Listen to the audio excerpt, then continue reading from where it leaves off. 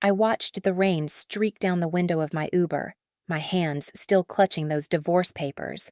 The ink was probably smudging in my grip, but I didn't care. 5 years of marriage ended at a baby shower, not even in private. No, Mark needed an audience for his grand performance. You know what the worst part was? I saw it coming, not the exact moment, but the shift. The way his eyes would skip over me at parties, how he started calling me Sarah without the H, like I wasn't even worth the extra letter. The whispers between him and his mother that would stop the second I walked into a room. But nothing prepares you for the actual moment. Nothing prepares you for your husband handing you divorce papers in front of 50 people while his pregnant mistress smirks from across the room. I'm 32. I worked as a financial analyst before Mark convinced me to quit and focus on starting our family. We'd been trying for 5 years, or at least that's what everyone thought. Mark's mother loved reminding everyone at family dinners. "Still nothing?" she'd ask, loud enough for the whole table to hear. "You know, there are fertility specialists, unless you're just broken." I thought I knew him. We met at a charity gala 7 years ago. He was charming, ambitious, working on this tech startup that was going to change everything. He seemed different from the trust fund boys I'd grown up around. Real, hungry for success on his own terms. Turns out I didn't know him at all. The Uber driver kept glancing at me in the rearview mirror. I must have looked insane. Soaking wet, mascara probably running, death-gripping legal documents. I didn't care. My brain was stuck on replay, watching that scene over and over. Mark had stood up during the gift opening. His sister Chloe had just unwrapped some designer diaper bag, and everyone was cooing over the monogrammed baby blankets. Then Mark cleared his throat. "I have a gift too," he'd announced. "For my wife." The room went quiet. I remember thinking for one stupid second that maybe this was some grand gesture, an apology for how distant he'd been, maybe a surprise vacation or a renewal of our vows. He handed me the envelope. I opened it right there because what else was I supposed to do? Divorce papers. My hands started shaking. That hollow feeling hit my chest, like someone had scooped out my insides with a spoon. "I need a legacy, Sarah." His voice was so calm, so practiced. Not a dead end. "You're like a fruit tree that won't bear fruit. Useless." I'm doing what I should have done years ago. The room was silent. 60 people watching me get dismantled. His mother actually laughed. Finally. Now he can find a woman who works properly. That's when I saw her. Jessica, 24, blonde, perfect figure except for the small bump she was cradling like a trophy. She was standing near the dessert table, and when our eyes met, she smiled. Not sympathetic. Triumphant. My husband had knocked up his mistress and decided to announce my divorce at his sister's baby shower. The poetry wasn't lost on me. I should have cried, should have screamed, should have thrown that crystal punch bowl at his head. Instead, I stood up, smoothed down my dress, looked at Jessica's stomach, then back at Mark. "Make sure you spell my name right on the settlement," I said. My voice didn't shake. "You're going to need me to sign off on your bankruptcy." I walked out, didn't grab my coat, didn't say goodbye to anyone, just walked straight through that house full of people who'd watched me get humiliated and out into the rain. The Uber driver finally spoke. "You okay, miss?" I realized we'd been sitting outside my apartment for 3 minutes. "Yeah," I lied. "I'm fine." I wasn't fine. I was dripping rainwater all over my entryway, divorce papers stuck to my palm, wondering how I'd become the villain in my own marriage, the broken one. The useless one. What Mark didn't know, what none of them knew, was that I wasn't broken at all. I was careful. And careful women don't bring babies into houses built on lies. Have you ever discovered something about someone you love that made you question everything? That's where I was 2 years ago. Mark's successful startup? It was hemorrhaging money. I'd found the real books by accident, looking for our tax documents in his home office. Falsified revenue reports. Inflated user numbers, money being moved between accounts like a shell game. He was committing fraud, and he was good at it. That's when I'd made my decision. No baby. Not with him. Not until I figured out who he really was. I'd started taking birth control that week, told him the doctor said we should keep trying naturally, that fertility treatments were the next step if nothing happened. He'd believed me. Why wouldn't he? I was his devoted wife. Little did he know, I was 3 steps ahead, and I had been for 2 years. My phone buzzed. A text from an unknown number. Congratulations on your freedom. See you at the board meeting tomorrow. S. I stared at that message. Tomorrow was the Seraphim Holdings emergency meeting. Mark had been bragging about it for weeks, his mysterious angel investors finally coming to meet him in person, probably to discuss the next funding round. He had no idea Seraphim Holdings was me. I smiled for the first time in hours. That hollow feeling in my chest started filling up with something else. Not revenge. Not yet. Anticipation. Because Mark wanted his freedom, he was about to get it. Freedom from his company, his money, his precious legacy. I pulled out my laptop and opened the encrypted files I'd been building for 2 years. Every fraudulent transaction. Every fake investor report. Every email where he bragged about cooking the numbers. Tomorrow, Mark would learn what happens when you underestimate the broken wife. Tomorrow, I'd show him exactly how much power the useless one actually held. Was I wrong to let him humiliate me in public before I destroyed him? Maybe. But something about letting him think he'd won, letting him celebrate with his mistress and his hateful mother, letting him feel safe for one more night, that felt right. He'd wanted to make a spectacle of ending our marriage. Fine. I'd make a spectacle of ending him.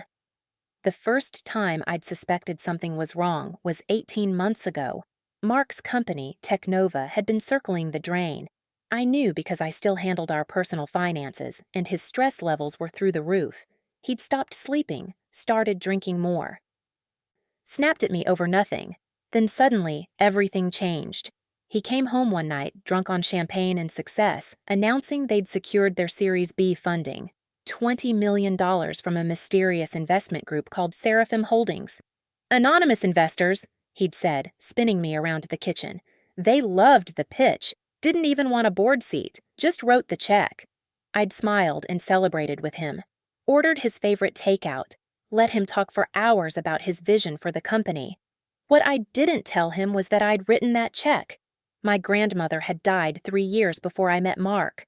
Left me everything, a fortune built on smart real estate investments and tech stocks from the 70s. $30 million hidden in trusts and offshore accounts. I'd never told Mark about it.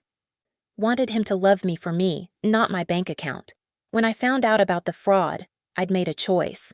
I could report him, watch him go to prison and walk away clean. Or I could buy myself time. Figure out if the man I'd married was salvageable. So I'd created Seraphim Holdings, hired lawyers who specialized in financial discretion, structured the deal so that Mark would never know who his savior was. I'd bought 61% of his company and left him thinking he was still in charge.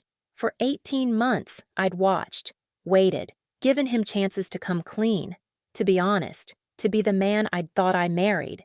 Instead, he'd gotten worse. The fraud continued, and then came Jessica. I'd found out about her 6 months ago, not from catching them together. Mark wasn't that sloppy. No, I'd found out because I controlled his company's finances, and he'd started moving money to pay for her condo. Company money? My money. He was using my investment to fund his affair. That's when I'd stopped hoping he'd change. That's when I'd started planning. Now, sitting in my apartment with those divorce papers, I pulled up my secure email. My lawyer, Rebecca, had already sent through the documents I'd need for tomorrow. One email stood out. Sarah, I've confirmed with the board. Everyone will be there. Mark has no idea what's coming. The recordings are ready. The forensic audit is complete. We have everything. Are you sure you want to do this publicly? I typed back. He ended our marriage in front of 60 people. I'm ending his career in front of 12. Seems fair. Her response came immediately. I'll have security on standby. This is going to be brutal. Good. I spent the rest of the night preparing. Not just the financial documents. I'd had those ready for months. No, I was preparing myself. The version of Sarah that Mark knew, quiet, accommodating, easily dismissed. She needed to disappear. I pulled out the suit I'd bought last month. Tom Ford, charcoal gray, perfectly tailored. The kind of power suit that costs more than Mark spent on our wedding rings. I'd been saving it for this moment. My hair, usually pulled back in a simple ponytail, would be professionally styled. My makeup, usually minimal, would be flawless. I'd walk into that boardroom looking like exactly what I was, the person who owned his entire life. Around 2 a.m., my phone rang. Mark. I let it go to voicemail. He called 4 more times. Each time, voicemail.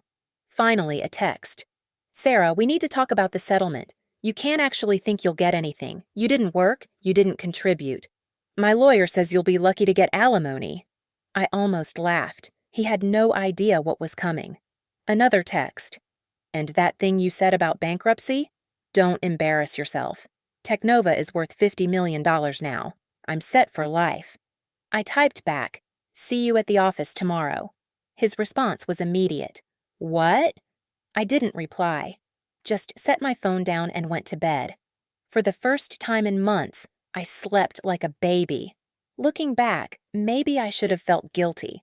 Maybe I should have warned him. But then I remembered his words at the baby shower. Useless.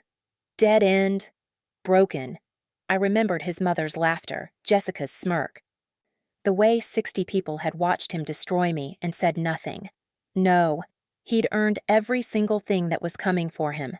The morning of the board meeting, I woke up at 5, did yoga, made myself a real breakfast, not the quick coffee and toast I'd survived on during my marriage. I took my time getting ready, each step deliberate. This wasn't about revenge. Not really. This was about justice.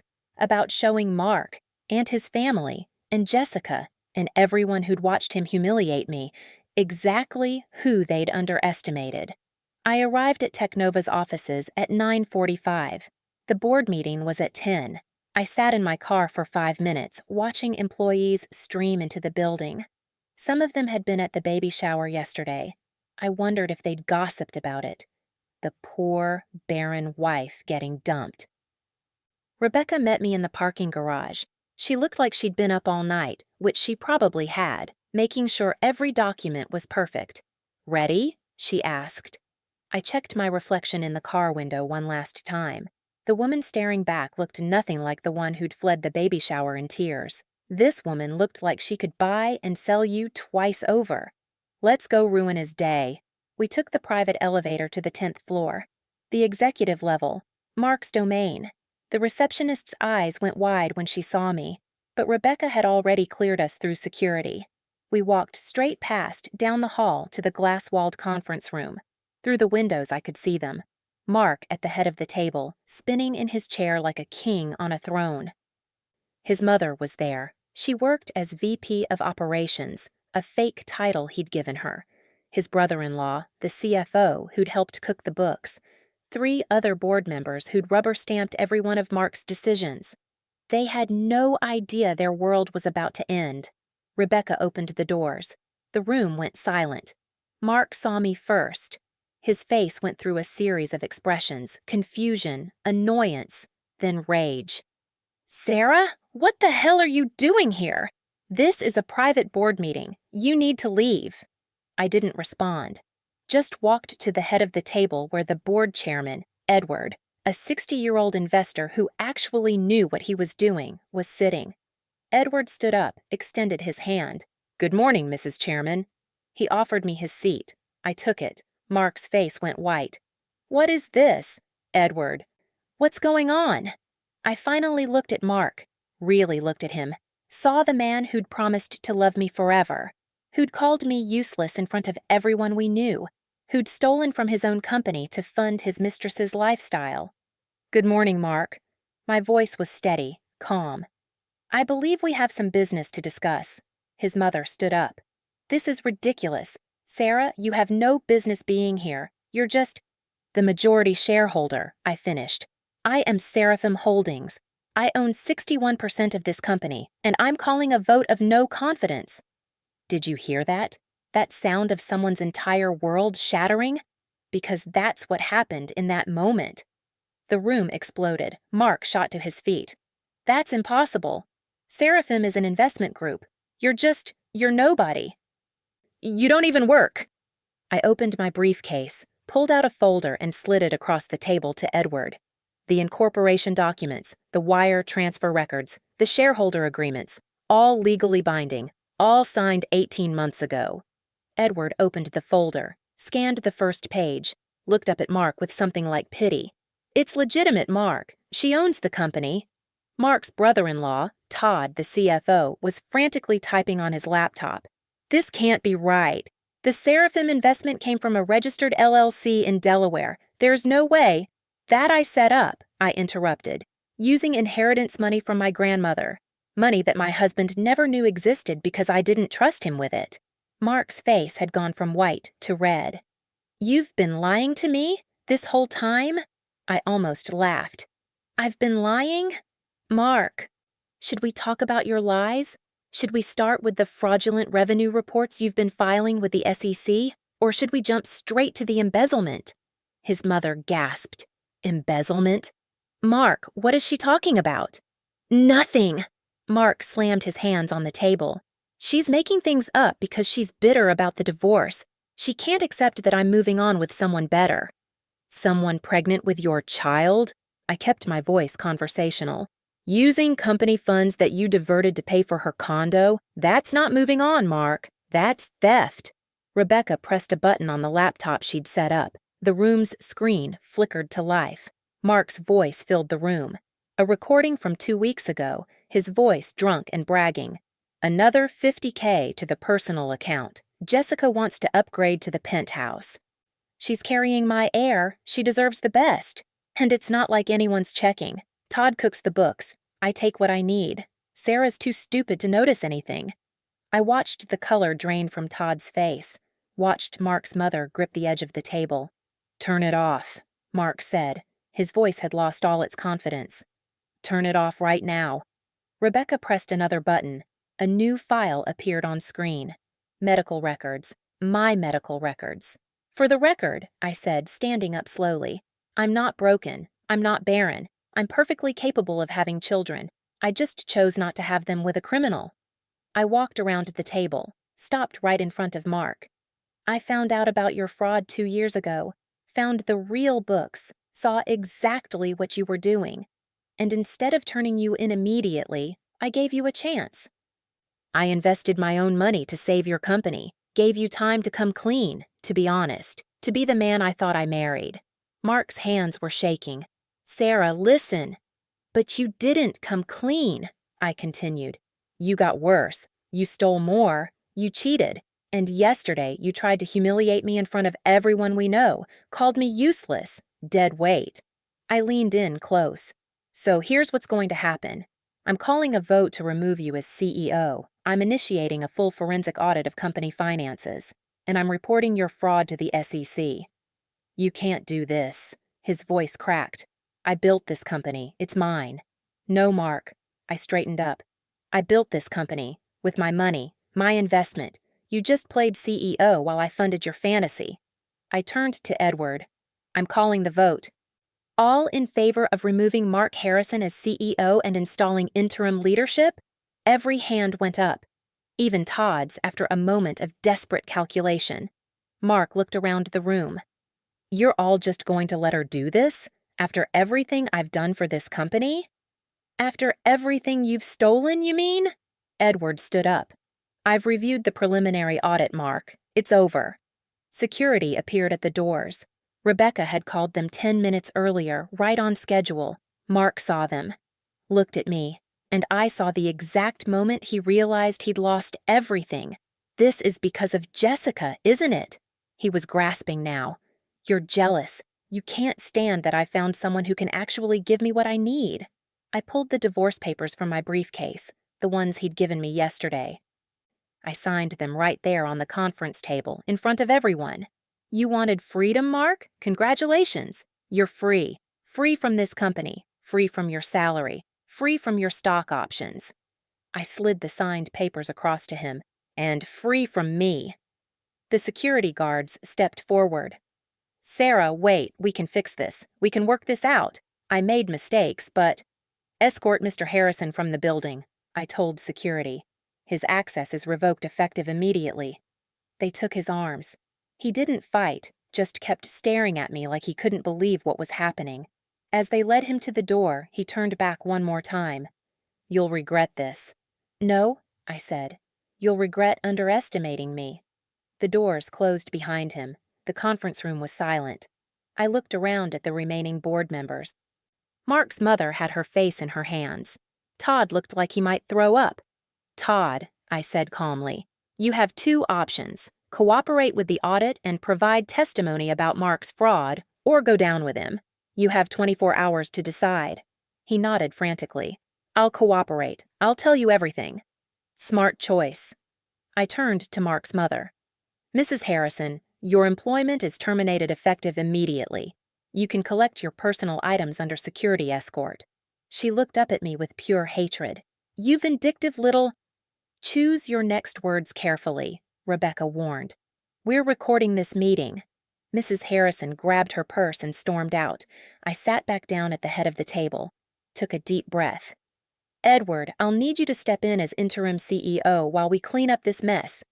I'm also authorizing a full investigation into all financial transactions from the past 3 years.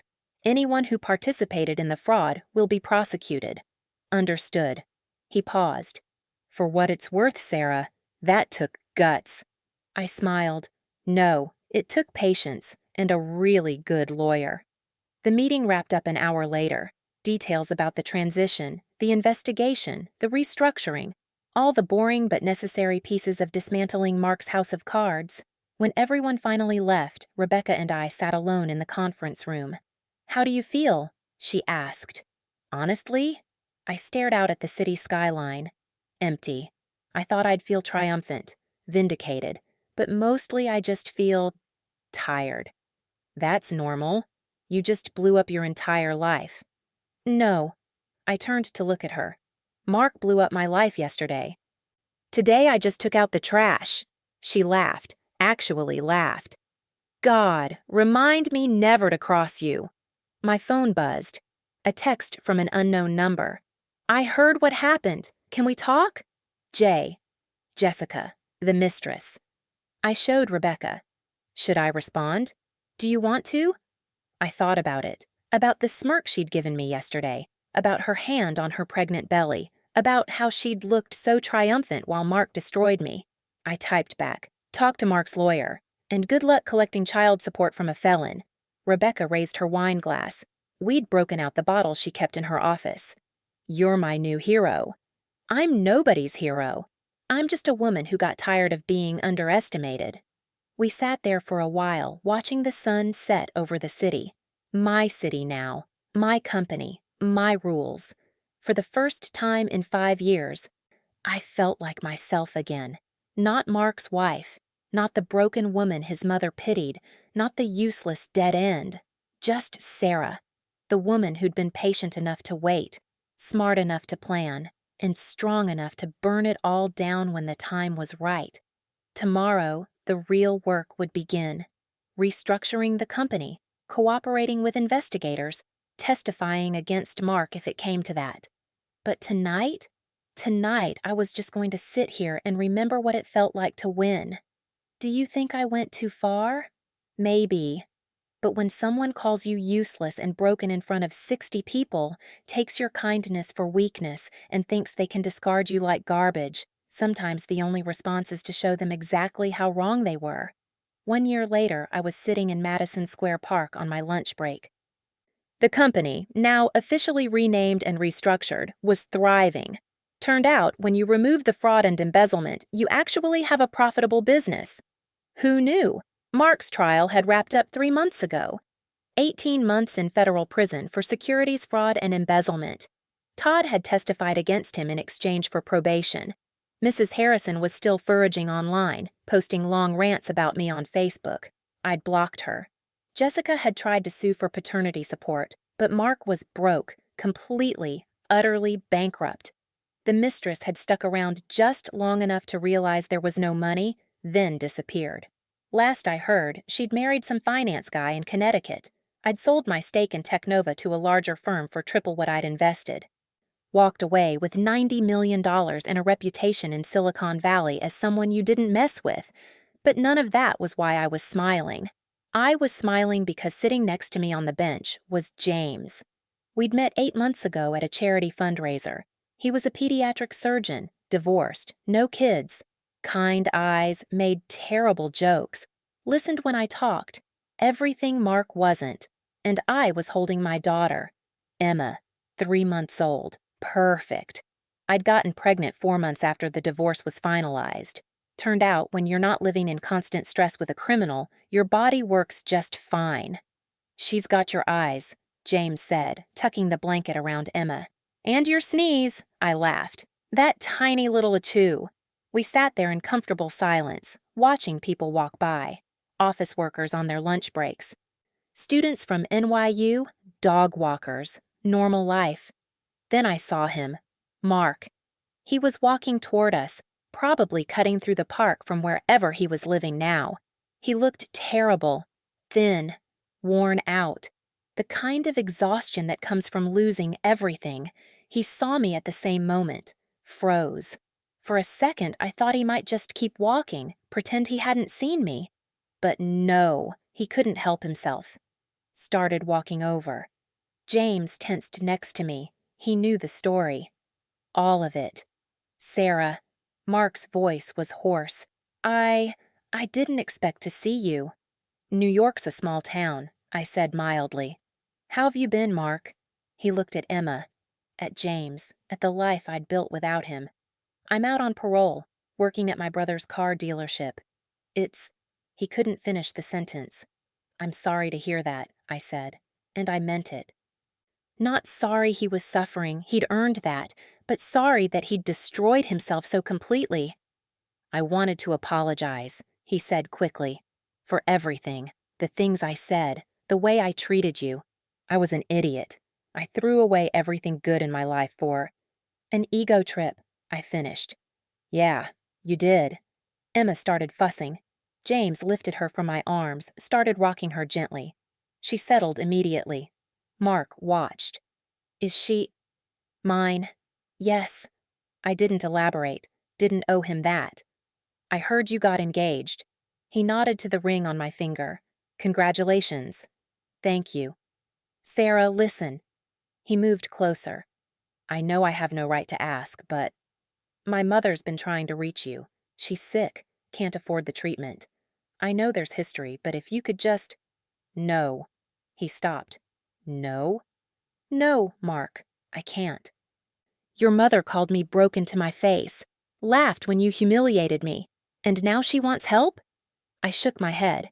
"Tell her to call Jessica, or better yet, tell her to face the consequences of raising a son who thought he was entitled to other people's money."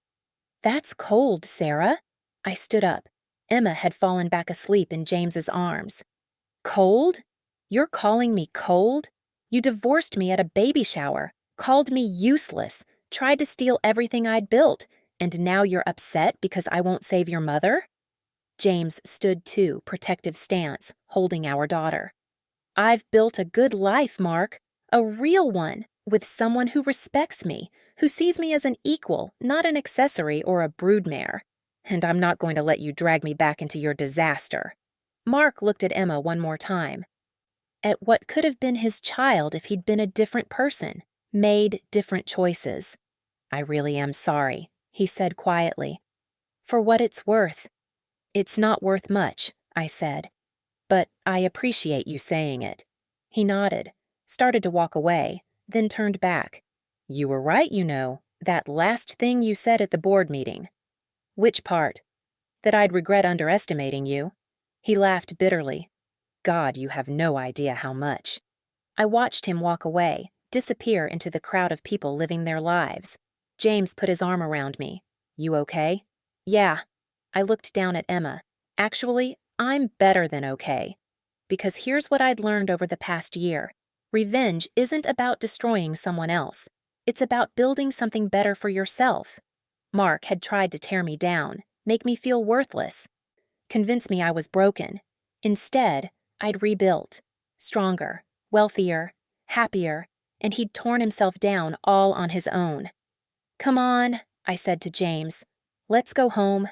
We walked out of the park together, a real family, built on honesty, respect, and love.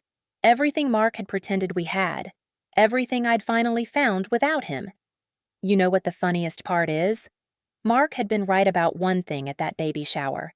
That house, our marriage, his company, his whole fraudulent life, really was a dead end. But it wasn't me that was barren, it was his heart. And you can't build a legacy on emptiness. I learned that the hard way, but I learned it. And now I'm teaching Emma something different. That strength isn't about never falling down. It's about knowing when to stand up, dust yourself off, and walk away from people who don't deserve you.